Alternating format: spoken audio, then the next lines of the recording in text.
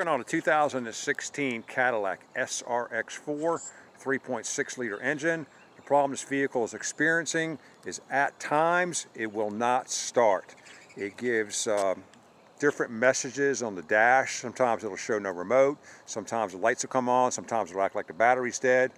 And sometimes when it does start and you're driving it, it'll stop running out of nowhere, leave you sitting on the side of the road, which is not a good thing. Now, this problem may happen after you change the battery or after you're working under the hood. Let me show you what we found with this vehicle. So sometimes you would get a message like this and it wouldn't do anything. Sometimes the dash would light up and you would push the start button and it wouldn't do anything. It would just do this right here, not start, even with your foot on the brake. The most common thing it would do is this right here. You would have the remote in the car, no matter where you put the remote, and you tried to start it, you would get this message right here.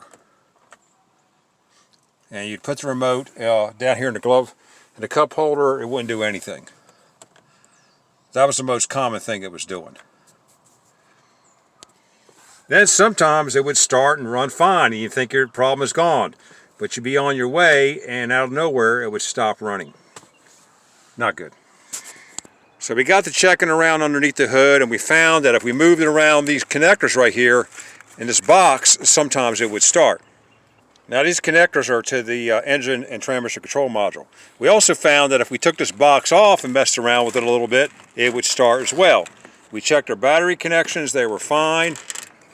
What we found wrong with it is that we would mess around with this connection right here and mess around with these connections and it would run, but every time we put the box back on it, it would shut the engine off. If we left the box off, it would run fine.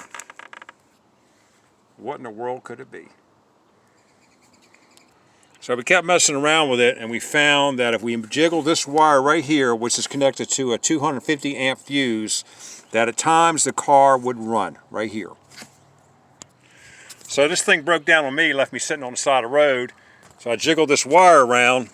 I got the thing to start, but every time I put the box on and tried to shut the hood, it stalled. So you know what I did? I left the box off and I just drove it back in the shop with the hood open.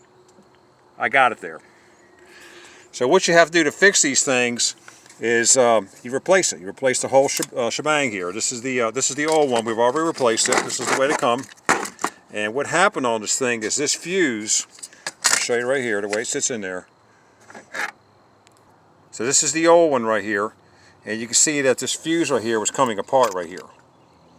The 250 amp fuse was making a bad connection. So you buy a brand new one from GM. This is the part number right here. And you install it on there, nice new connections, and it starts and runs now and drives fine. So the 250 amp fuse was making a bad connection. Now there's one thing you can do if you have to get going. You can actually just take this lead right here and jump it to this one. You have to use a pretty thick wire though. You have to use almost like a jumper cable. You can jump them off because all this fuse is doing is connecting this to this. So you can jump these two off and get you where you need to go. I wouldn't recommend driving a car like that, but if you're stuck in the middle of traffic, you're able to maybe even take this one loose and connect it to this one, because that's all you're doing is bypassing the fuse. But again, that's not recommended. That's only if you're stuck and you got to move the car. I was able to jiggle it around and drive it with the hood open and get to my destination.